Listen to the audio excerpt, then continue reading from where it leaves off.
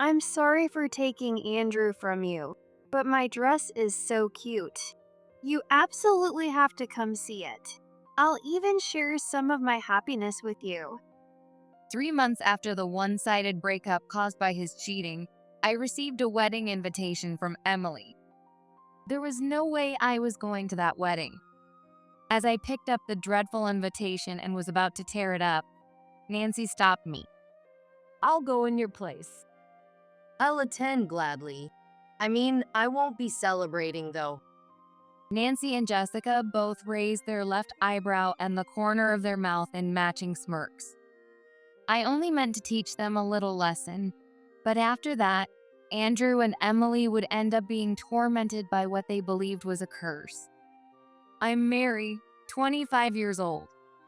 I moved to the city when I started college, and it's already been 7 years. I'm originally from a super rural town where only 2 buses run a day, one in the morning and one in the evening. The town is nothing but fields and mountains as far as the eye can see, just green everywhere. There were only 8 students in my class in elementary and middle school. On top of that, 3 of them were my sisters, so it was definitely a low stimulation kind of place. Although running into wild boars and snakes on the way to and from school might have been exciting in its own way. Wanting to break free from that countryside, I went against my parents' and teachers' wishes and left for the city to go to college. I'm completely used to city life now, and to my delight, I even have a hot boyfriend.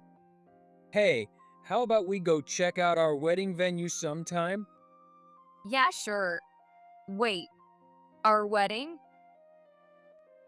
I couldn't hide my confusion at the casual way my boyfriend, Andrew, mentioned it. We've been dating for just under a year. Even though I've already gotten close with his family, the sudden mention of the word wedding made my heart race. Why are you so surprised? We're just going to one of those bridal fairs. They let you try wedding food for super cheap. Isn't that awesome? Andrew laughed at my nervous reaction. So it's just about a good deal. I let out a sigh of relief, but the word wedding still seemed to sparkle in my mind. One weekend, when we visited the wedding venue together, the space was even more glamorous than I had imagined. I thought it was way too early to be thinking about marriage, but I couldn't help feeling excited. In the chapel we were shown, we naturally ended up holding hands. Bathed in the light shining through the vibrant stained glass, Andrew and I smiled shyly at each other like a pair of newlyweds. The meal in the lavish hall was amazing too. Since Andrew and I usually only eat out at pubs or casual restaurants, we weren't used to such fancy service. We both straightened our backs, feeling almost like royalty. This is insane. It's so good.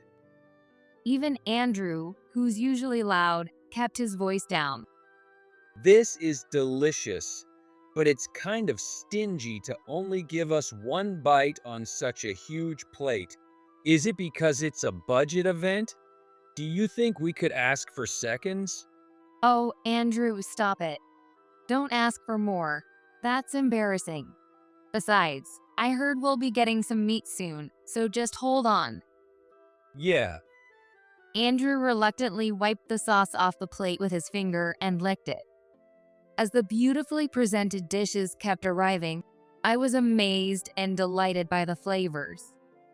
While I closed my eyes to savor each bite, Andrew kept enthusiastically exclaiming, "This is awesome!" over and over, like he was drumming to a beat. this is amazing. Weddings are great. I felt the same way as Andrew. I enjoyed the dessert cake with happiness. After that dreamy meal, we were met with the individual consultation session, which was more of a hard sell. Andrew and I had already discussed this and decided to politely say we wanted to consider other venues to get through it. The smiling wedding planner sat down in front of us. I swallowed nervously. But before the planner could even speak, Andrew blurted out, We're getting married here. With eyes shining, Andrew declared it proudly. Congratulations. Thank you. I was the only one who couldn't keep up with the celebratory mood. Seeing my confusion, Andrew spoke to me firmly. Mary, let's get married.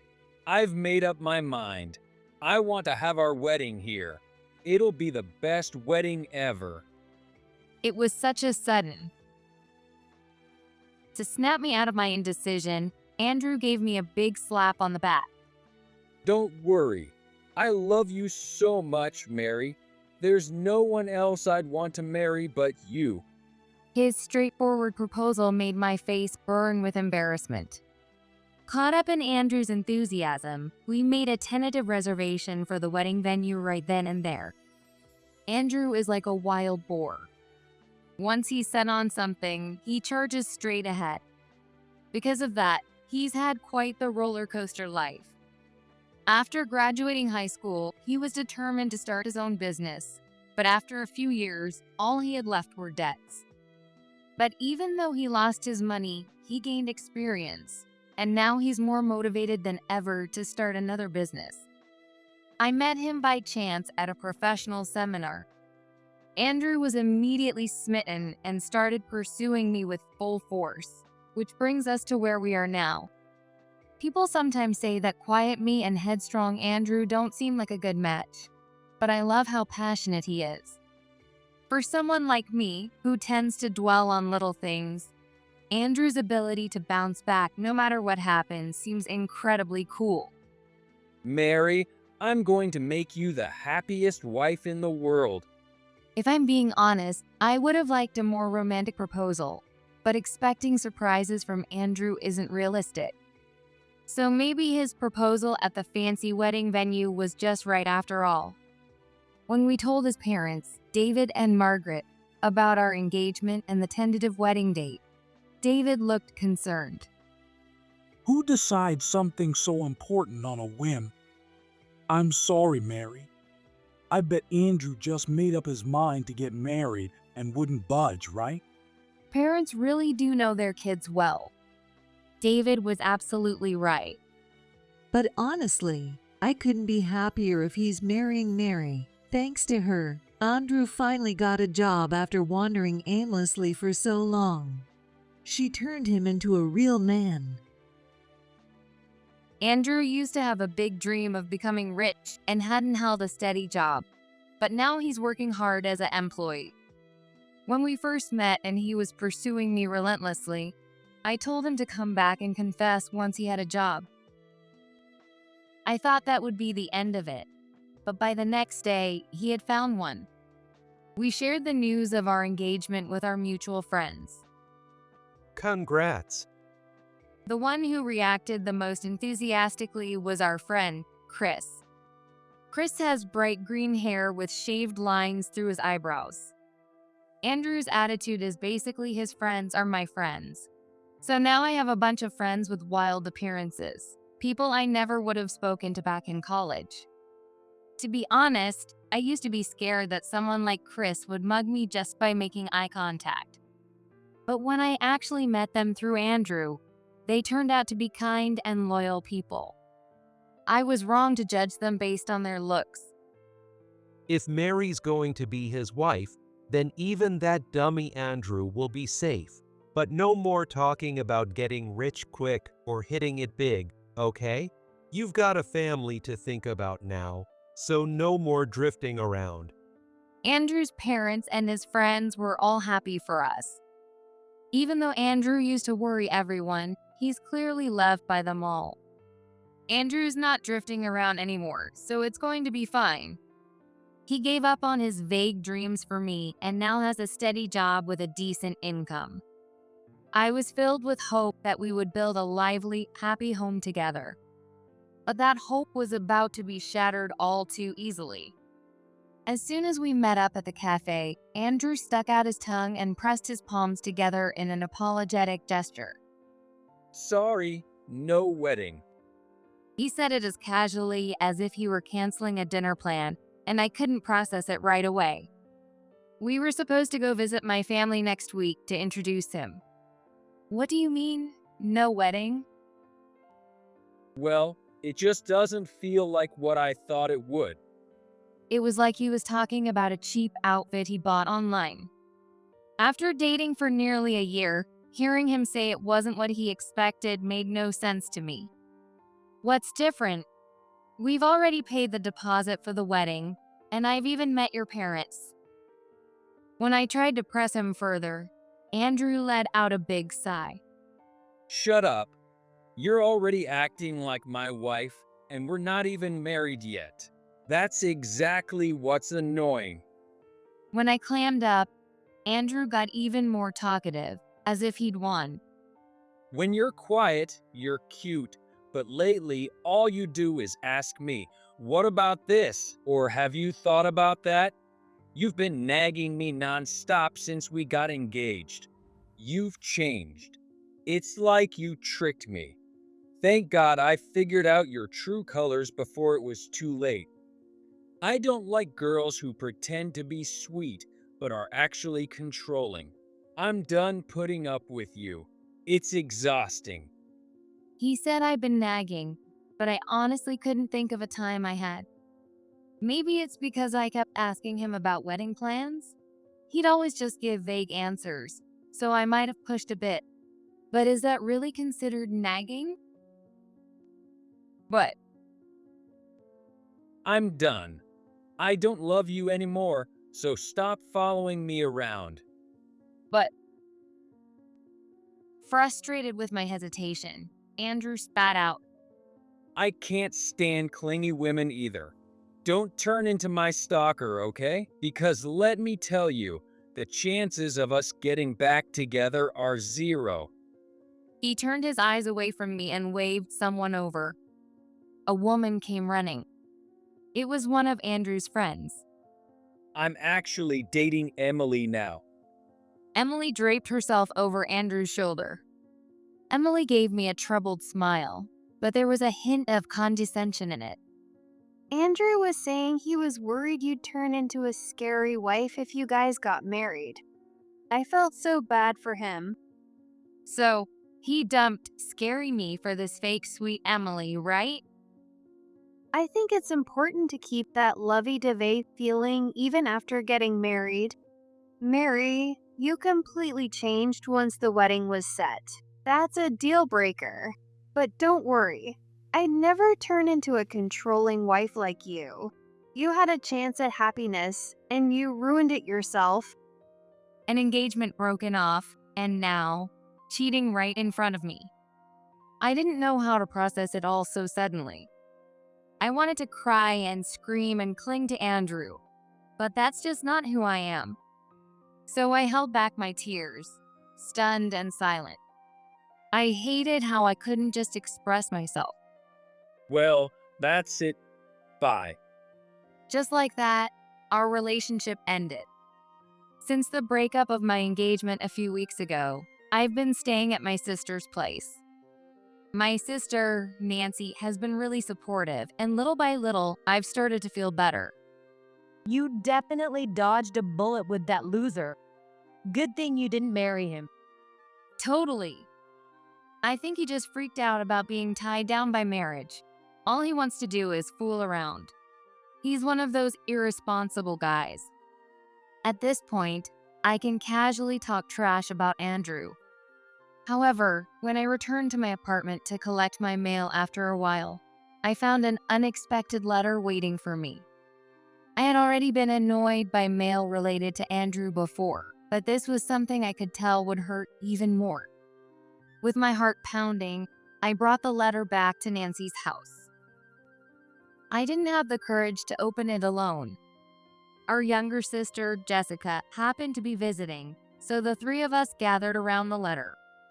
On the back of the fancy envelope was a name I didn't want to see, Andrew. And it was printed alongside Emily's name too.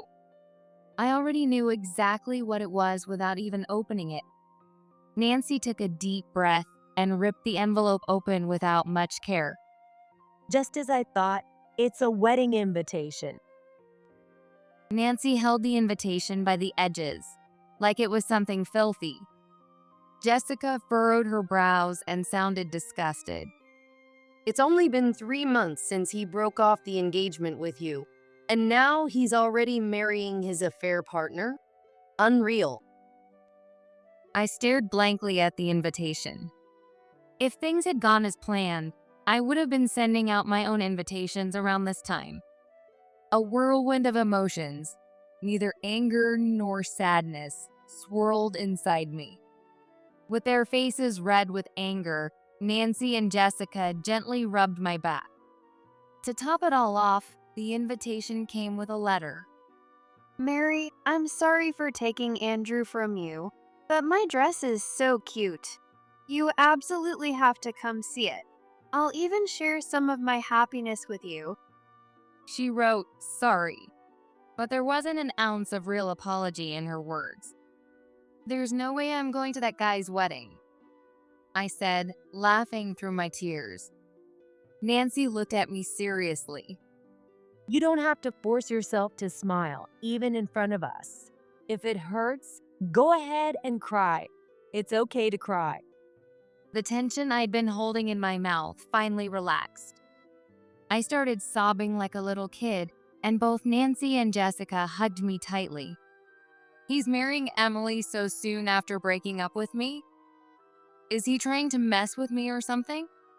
They were probably cheating all along. Andrew was a bit reckless, but I liked how he was always so full of energy and pushing me forward. But that was just a misunderstanding.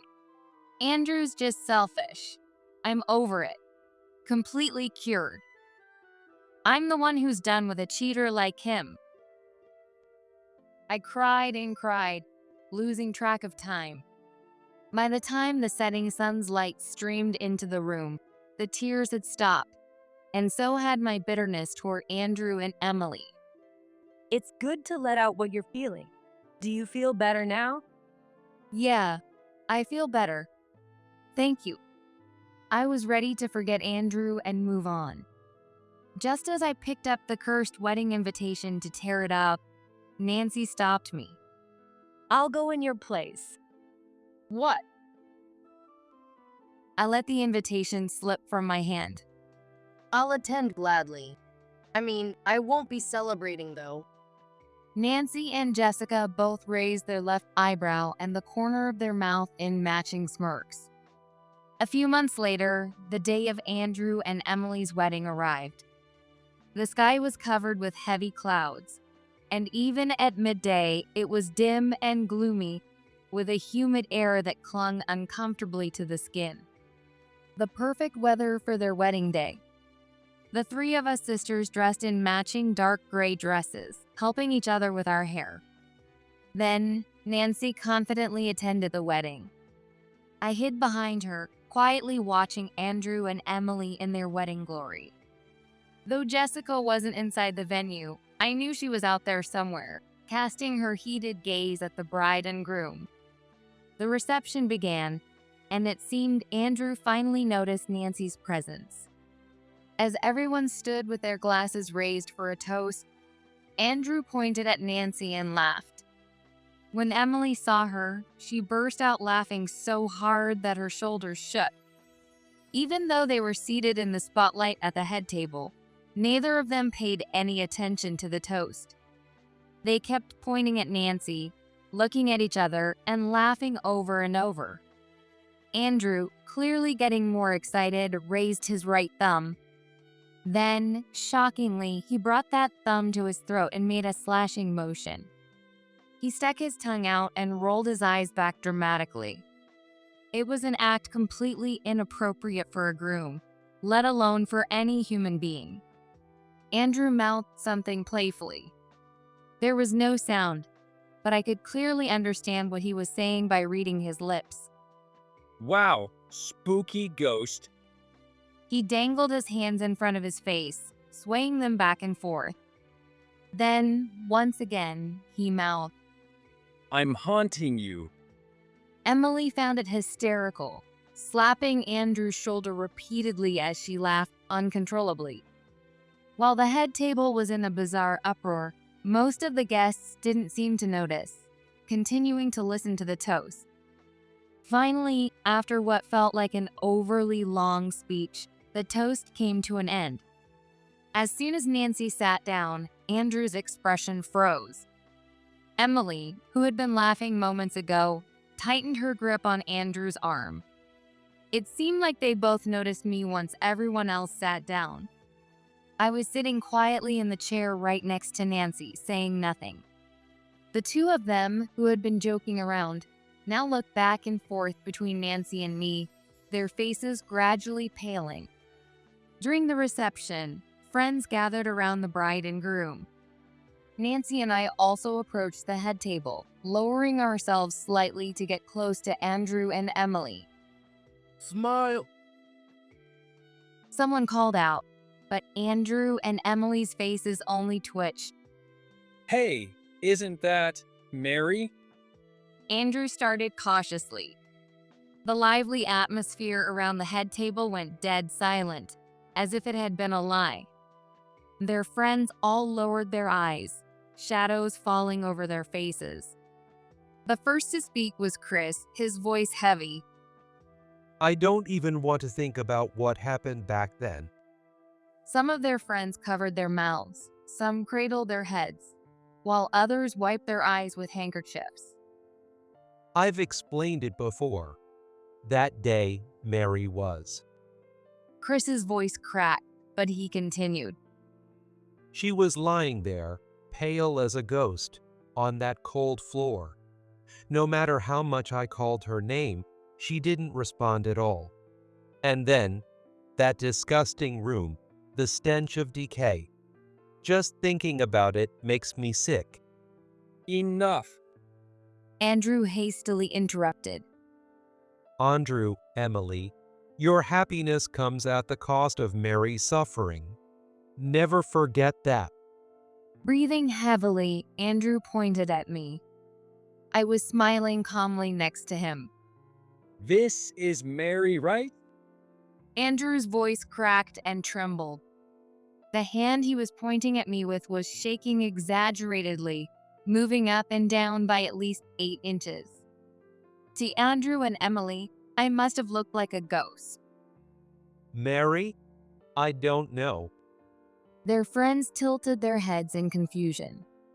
It wasn't an act. They genuinely didn't recognize me. Nancy placed a hand on Emily's shoulder and leaned in to peer at her face. Nancy and I looked so alike that you couldn't tell us apart when we stood next to each other.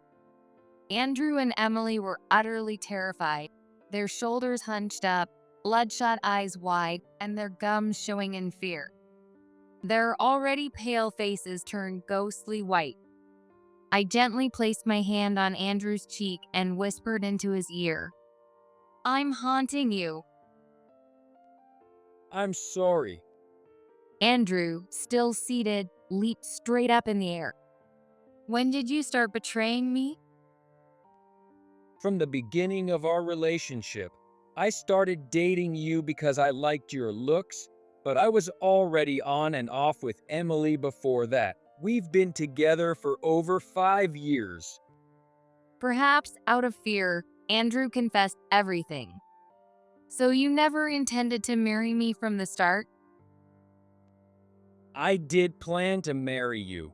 I thought you'd support me even if I didn't work, but then I realized how exhausting it was being with someone as serious as you, and I figured it was way easier hanging out with someone more laid back like Emily. Andrew clasped his hands together as if in prayer. I'm sorry. Please, let me rest in peace. Tears streaming down his face, Andrew's eyes lost focus. Emily, cradled gently by Nancy, was also a mess, crying so much she couldn't even speak. It seemed like they were on the verge of losing their minds, so I decided it was time to reveal the truth. I'm not going to rest in peace. I'm sorry. I'll do anything. There's no need, because I'm still alive. What? Andrew let out a pathetic, confused noise. He turned cautiously, looking down at my feet. When he saw that I had legs, he seemed to relax, as if all the strength drained from his body. Finally, Andrew managed to look straight at Nancy, who was still by Emily's side, comforting her. Mary's ghost? Wait, could it be twins? Yes, she's my sister. We look exactly alike, don't we? But trust me, I resent you so much. I almost did send my spirit after you. I'm sorry, but come on, dragging everyone into this, pulling off such a crazy prank. Who does that? The truth is, no one was lying. Everything Chris said was real. I don't remember much from the days right after the engagement was broken off. Apparently, I had been going to work, but I was barely conscious. Some friends who heard about the breakup came to check on me, and I remember their faces looking as if they'd seen a ghost.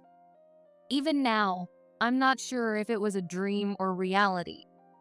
According to Chris, I was found passed out, my face pale. The room was a mess, with a foul stench and bugs coming from a pot I had left unattended. Given the state I was in, my friends urged me to return to my family's home. But I didn't want to go back to my rural hometown, so I ended up staying with Nancy, who lives in the city. Thanks to the strong support of my sisters, I finally regained my sanity. If Chris and the others hadn't found me, who knows what might have happened. I might have actually turned into a vengeful spirit and haunted Andrew for the rest of his life. So that's what happened. You were totally broken after I dumped you. Wow, Mary, I didn't realize you were that mentally weak. Andrew laughed through his nose, as if trying to erase the memory of my vulnerable state. You only saw ghosts and spirits because you felt guilty. Do you realize now how awful what you did really was? Well, yeah, I guess I was kind of in the wrong. But I broke up with you properly and even said sorry. Isn't that enough? Andrew grumbled, clearly unsatisfied. Now, I couldn't understand what had attracted me to him in the first place. Sorry isn't going to cut it. Right after we broke up, I didn't even have the energy to hold you accountable. But now, you and Emily are going to pay for what you did. You cheated and broke off our engagement one-sidedly.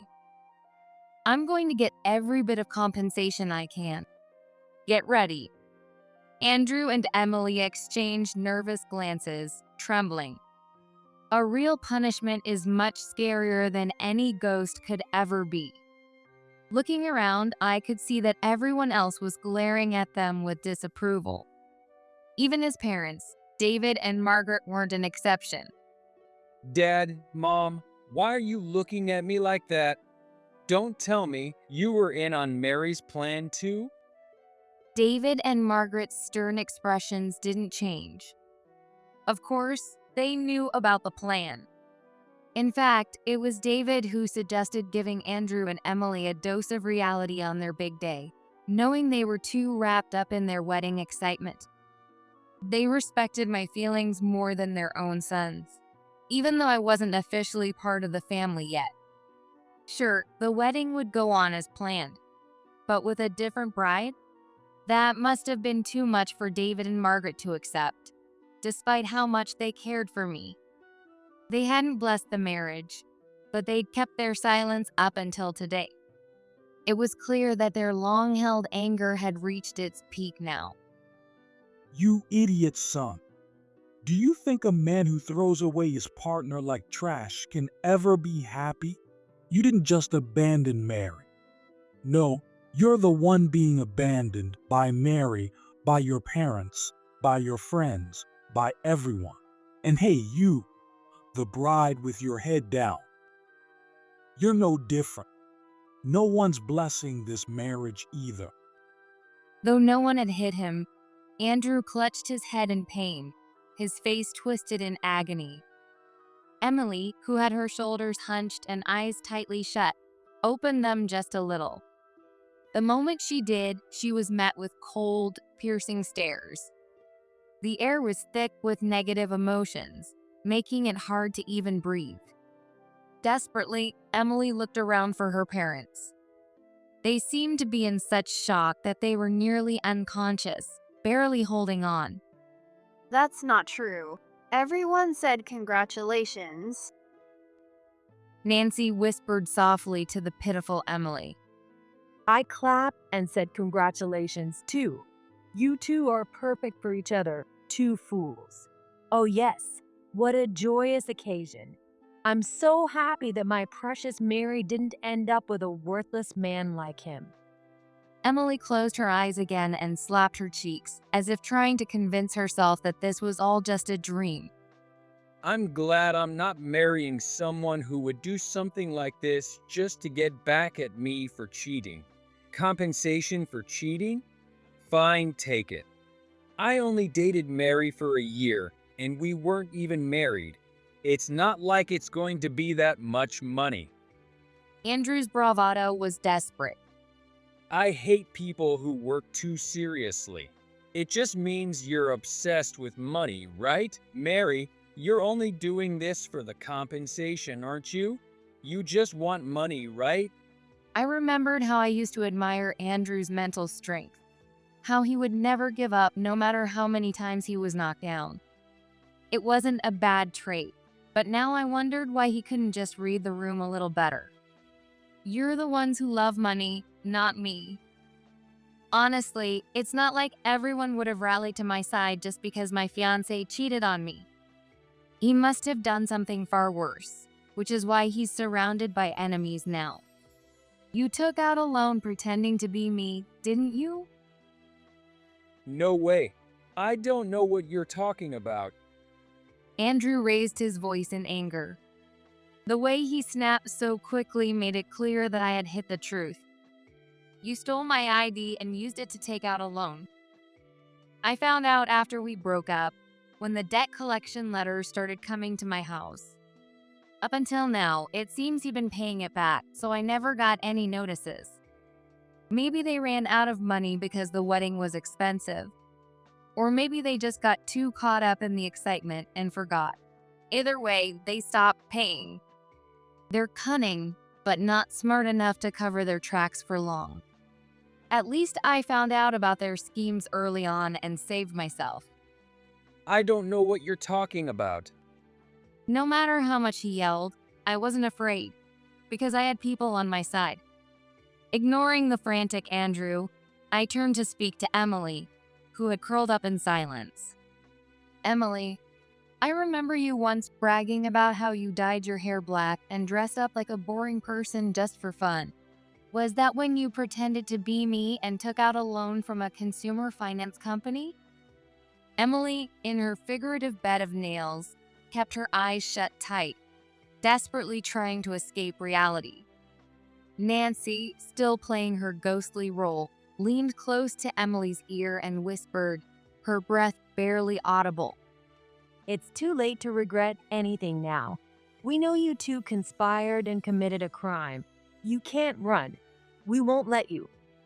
For some reason, Nancy didn't break her ghostly character. A shudder ran from Emily's legs up to her head. Tears smudged her heavily made-up face, and her cheeks were streaked with dark, dirty trails of mascara. Emily, how long are you going to keep crying? We're the ones who should be crying here. After looking into it, we found out you didn't just steal money from me. You were also using the credit cards and debit cards of the friends here without their permission. It turned out that my friends were victims too. Once Andrew and Emily realized how easy it was to take out loans under my name, they got cocky and started borrowing friends' cards here and there when they hung out. My friends probably never suspected that Andrew and Emily were watching them during ATM withdrawals or card transactions. If the amounts stolen were small, like a few $100s, it was easy to miss. You dragged my closest friends into this. Unbelievable. Andrew clenched his fists tightly. He looked like he wanted to lash out at me with hurtful words. But he couldn't because he knew he was in the wrong. His mouth moved silently in frustration. Friends? So you and Emily thought it was okay to steal money from your so-called friends. Oh, I get it. They were important to you because they were a source of cash, right? Nancy slid her arms around Emily's shoulders from behind, holding her gently. Emily, why are you shaking so much? You don't seem like the bold criminal who committed such daring fraud. Is this all fake crying? Crying won't save you now. Nancy's smile, tormenting Emily's spirit without causing her any physical harm, made her look like a villain. It was strange how her usual gentle smile now felt so terrifying. Whether Nancy was a person or a ghost didn't matter. Emily could only feel pure fear. But I didn't feel an ounce of pity for her. Money. Is that all you people care about? Fine, I'll pay it back. That's all you want, right? Andrew shouted in a tearful voice. How long was he going to keep pretending to be tough? At this point, the atmosphere was so tense that continuing the reception was impossible, and the host quickly called it off. David and Margaret apologized to the guests and urged Andrew to do the same. I said I'll pay back the money. Why should I apologize? Even someone like me, who'd never been in a major fight, felt my fists clench in anger. But remembering that Nancy and Jessica were there, I took a deep breath and calmed myself down. Despite their tough-looking appearances, none of my friends raised a hand in violence. Andrew and Emily should be grateful that their tear-stained wedding didn't turn into something much bloodier. Later, Andrew and Emily called me and our friends together and, to our surprise, actually paid back the money they owed. With a grin on their faces, completely different from the tearful expressions they wore at the wedding, they shoved the money at us. Is this enough for you? You money-loving people. It was clear they weren't doing this out of remorse, just trying to save face. Still, if they were offering to pay us back, we'd take it. Andrew fanned himself with a stack of bills. You guys were so noisy about it, so I borrowed this from a loan company. Look, here's your lump sum repayment. Seriously, you're all making a big deal over just a couple $100. Well, I did take out a bigger loan in Mary's name, so that amount is larger. But don't worry, I've repaid your debts too. Now everything's settled. So stop whining already. The arrogance in his tone was infuriating. This is all your fault in the first place. How's that? Because you told me to get a job. Wait. If you had a job, you'd have an income. Why would you need to take out loans? Andrew smirked. Oh, I guess you didn't figure it out yet. You're pretty clueless, Mary. I never actually worked. I got a job just to keep dating you, but I quit after the first month. Since he was living at home, Andrew only needed money to fund his fun, so he covered that with loans. He'd been juggling debt, but when he started falling behind on payments and lenders stopped giving him money, he resorted to stealing from my wallet. Then, when he saw my ID and insurance card, he figured out there was an even better way than taking a few $100s here and there. Suddenly, a question crossed my mind. So, are you still unemployed? How were you even able to take out loans then? That's easy. You just tell them you have a job, and I used Chris's company name. Thanks, man. Mary, you're too straight-laced to understand. I've got real street smarts, you know. It's what sets me apart. I see. Chris, who had overheard this, responded without anger. He's the CEO of his own company, after all. His hair might be green, but he's still a solid business owner. Emily, let's take the leftover money and go get some steak. Earning money is way too easy. I could never work a regular jobs like Mary. It'd piss me off to have someone telling me what to do. So, are you thinking of starting a business again? If Chris can do it, you could totally pull it off too, Andrew. Yeah, maybe I'll be a CEO again. Andrew puffed out his chest and laughed, throwing his head back dramatically. Chris, standing tall, looked down at Andrew and said, You'll never pull it off. What? Yes, I will. Chris gave me a knowing glance. It was time to bring some reality to his carefree world. No, you won't. How are you going to start a business from prison? Taking out loans under someone else's name, stealing credit cards and debit cards. Even if they paid the money back, that didn't erase the crime. I've already reported everything to the police. You won't be getting off without consequences. The police? Isn't that a bit much? You're mad at us for reporting your scams, even after you returned the money? I was shocked to hear Andrew and Emily act like they were the ones being wrong. The police will be coming for you soon. You can't run from this. Both their faces twisted with anger and anxiety. At that moment, Chris, always the gentle one, tried to calm the tension by pulling something out. By the way, I made a photo album from your wedding. The first half was still decent, so here's my gift to you. Andrew, grumbling, took the elegant album from Chris. Seeing a picture of herself in a beautiful wedding dress on the cover, Emily's anger momentarily eased as she started flipping through the pages. The bride and groom gazed at each other in a lovely chapel overlooking a beautiful garden, while the guests applauded enthusiastically. It was a heartwarming photo, but Andrew and Emily's faces grew tense. Is that her? Why is she there?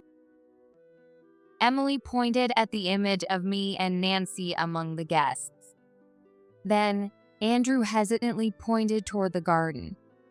His trembling finger indicated another version of me standing there. What's going on? There are 3 Marys.